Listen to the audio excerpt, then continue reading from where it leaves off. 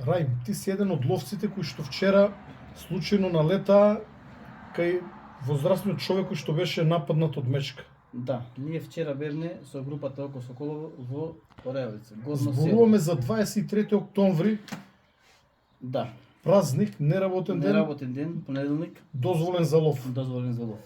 Бевме горе со ние и со едни од другарите седеме за да се распоредиме за ловот.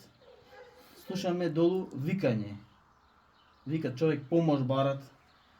Мечката е спомнут, по нас беше некаде околу 100 метра до 200.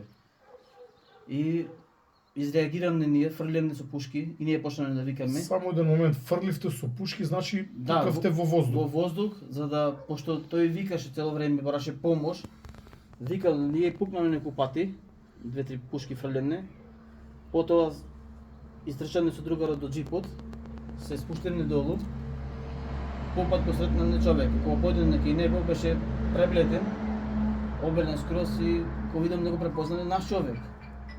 Попрашање што е работа вака и вака, не можеше ни да ни каже, ни да ни обясни што се десело.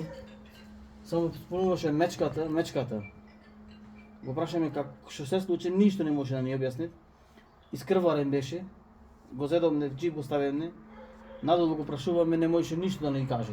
Ништо се десело, само мечката ме нападна, мечката ми зеде, спомнуваше. И викаше, мајко му, мечката ми зеде.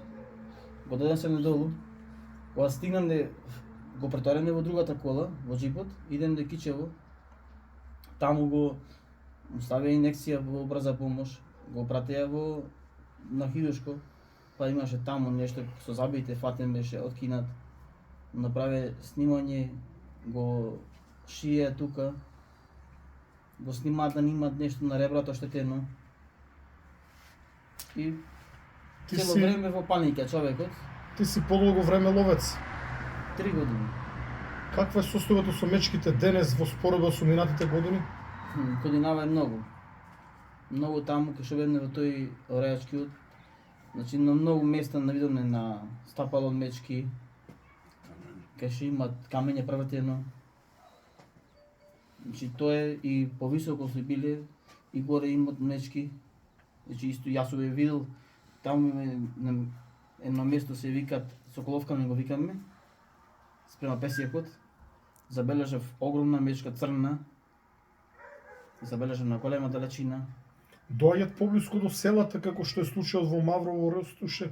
Па ова е близу Зена, веќе Орејовица е во селото додена. Колку, да кажем, воздушна линија од селото беше нападот на мечката? Од нашето село или од Орејачко? Од поблиското село. Од Орејачко нема ни пола километар. Значи 500 метри. Нема ни 500 метра. Ке ше подена. Значи мечката буквално дошла до самото до село, на неколку стотини метри. Воред, благодарам и честитки за тоа што сте му помогнале на човекот. Среќа си имале да го Бидејќи слушнеме. ако вие не сте испукале во воздух, постои можност мечката да го па убиела на лице место. Па ние слушаме дека човекот бара помош. Викат помош мечката и слушаме дури ако врчење од мечка. Ние бевме близко. И на тој начин ние изреагираме фрлење во воздух за да нормално да му спасеме. Ти благодарам, Фала да многу. си жив и здрав. Сите да се здрави живи.